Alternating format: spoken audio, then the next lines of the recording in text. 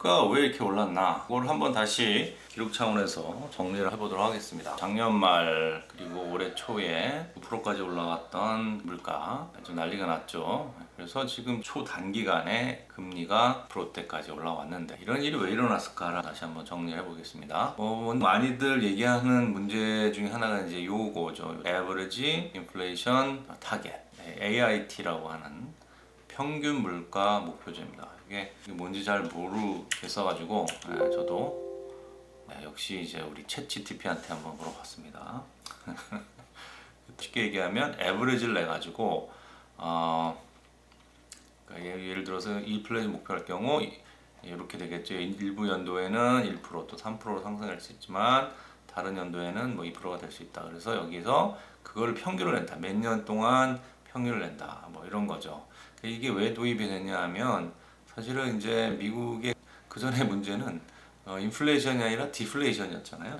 디플레이션이었었기 때문에 이 디플레이션 때문에 자산 가격이 너무 떨어지고 특히 이제 금리가 마이너스 시대에 들어가고 하니까 이제 그런 것도 좀 뭐 해결해 보겠다 이런 이제 어떤 어프로치였던 것 같고요. 그 전에 이제 살짝 뭐 연준의 목표가 뭔지는 뭐 아시죠? 뭐 다시 한번 리마인드를 하면 리마인드를 하면은 물가 그리고 고용률, 그래서 실업률을 거의 뭐 3%대 지금 유지하고 있는데 이제 이게 문제였죠. 한 2%를 유지해야 되는데 과거에는 너무 떨어졌었고 이제는 너무 높아서 문제인 거죠. 돈을 풀어가지고 이제 유동성이 많아지니까 당연히 이제 돈의 가치가 떨어지고 인플레이션이 올라가겠죠. 그거를 하다 보니까 2%대를 못 잡았죠. 그래서 이거를 처음에는 이제 일시적인 문제다. 일시적으로 물가 상승은 이다라고 생각을 했는데 그게 아니라 구조적인 문제였죠. 사실은 공급망 문제 특히. 그래서 처음에 이제 미중 무역 갈등으로 시작했다가 특히 이제 코로나 팬데믹이 오면서 뭐 이렇게 이제 항구 같은데 LA 뭐 이런 뭐 텍사스 휴스턴 뭐 이런데 이제 항구에 거기서 일할 사람이 없는 거죠. 그러니까 물건 가격이 중간 재료들이 엄청나게 가격이 뛰고 게다가 거기에 이제 러시아 우크라이나 전쟁이 또 발생을 하고 또 그리고 미국 같은 경우는 인플레이션이 갑자기 이제 9%까지 뛰었잖아요. 여기에 이제 40%의 이유가 이거였답니다. 자동차 가격, 특히 이제 중고차 가격. 이게 이제 확 뜨고 막 이러면서 이게 문제가 됐다가 이제 살짝 잡혔었다고 해요. 살짝. 그런데 일시적으로 물가가 잡혔지만 이제 실패를 인정을 했죠. 그러면서 9%까지 올라가면서 뭐 하여튼 그랬습니다. 그러나 지금은 이제 물가는 문제지만은 어쨌든 이 두 번째 고용률은 굉장히 지금 가장 높은 이 팬데믹 때 이제 갑자기 이렇게 14%대까지 올라갔다가 현재는 3.4%로 아주 역사적으로 가장 좋은 그 레벨까지 오게 돼서 지금은 어떻게 보면 두 마리 토끼 중에 이제 한 마리는 잡은 상황인데 여기서 문제가 어쨌든 두 가지 토끼를 다 잡는다라는 게 과연 가능한가? 그런 이제 문제에 직면이 되어 있죠. 근데 어떻게 이제 고용 상태가 됐느냐? 이것도 한번 짚고 넘어가 보면 사실은 미국은 이제 코로나로 사람들이 많이 죽었습니다. 그래서 일단은 이제 인구 자체가 많이 줄었죠.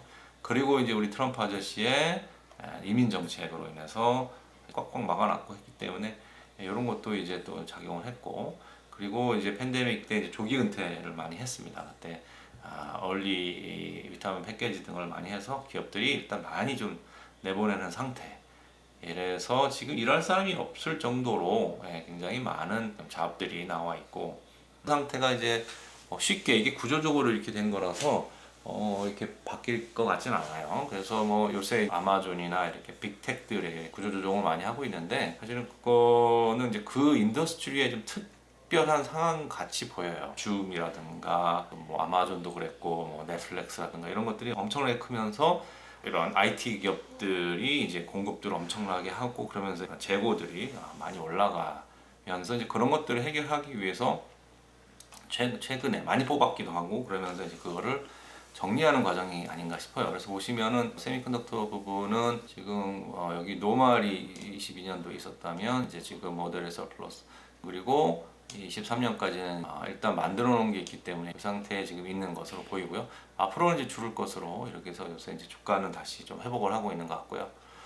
한국도 마찬가지입니다. IT 쪽에 보면은 이게 42%가 22년에 늘었어요. 그래서 이런 부분들이 지금 굉장히 부담으로 작용을 하고 있고요. 석유도 그렇고 자동차 부분도 그렇고, 그러니까 재고 자체가 전반적으로 한 30%가 늘어 있는 상황입니다.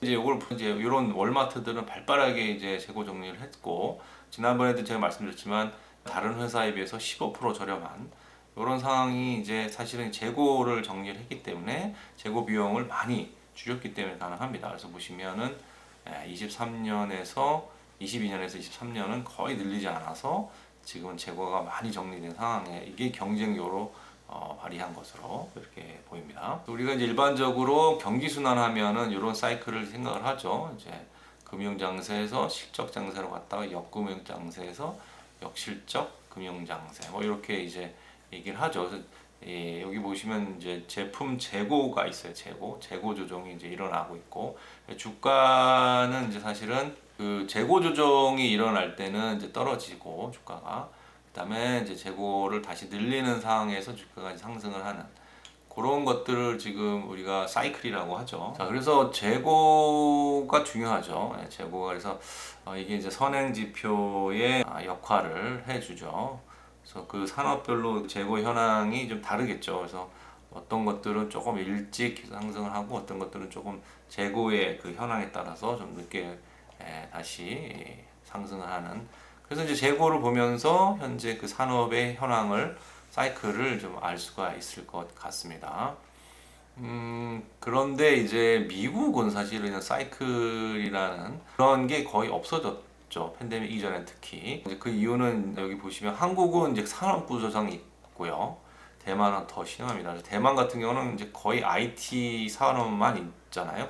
그렇다 보니까 지금 리세션에 들어갔다라고 공식적으로 얘기를 하고 있습니다. 우리나라는 그나마 사이클하고는 좀 관계없는 산업들이 많이 이렇게 발전하고 있는 상황에 비해서 대만은 조금 비중이 좀 치중된 면이 있습니다. 그래서 우리나라가 이제 이쪽으로 좀 더 가야 된다. 금융 같은 것도 그렇고 서비스 쪽, 뭐 컨텐츠가 그런 거겠죠. 그래서 지금은 뭐 많이들 이제 얘기를 하고 있는 그런 부분들로 가고 있어서 좀 어떻게 보면 다행이지 않을까 싶습니다.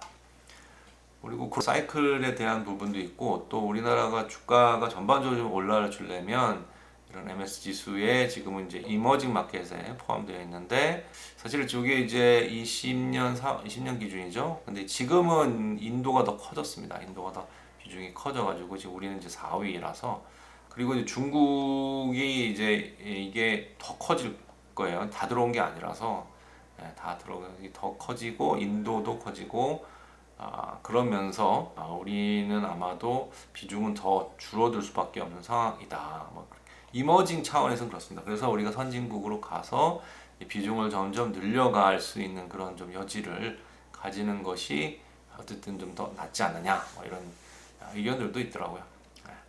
그래서 하여튼 이제 지금 6월 달에 요 MSCI 거기 들어가는 게 아니라 들어갈 수 있을지 하는 그런 관찰 대상국 등재는 판단이 된다. 그래서 6월 달도 한번 지켜보면 좋을 것 같습니다. 그게 호재가 될 수도 있겠네요. 저도 이제 회사에서 코리아 MS 지수에 이제 우리 회사가 좀 들어갔으면 했어가지고 좀 다방면 알아봤는데 쉽지 않고, 그게 이제 패시브 펀드다 보니까 펀드 매니저를 만나서 이렇게 얘기할 수 있는 게 아니라서 어려웠던 것 같습니다.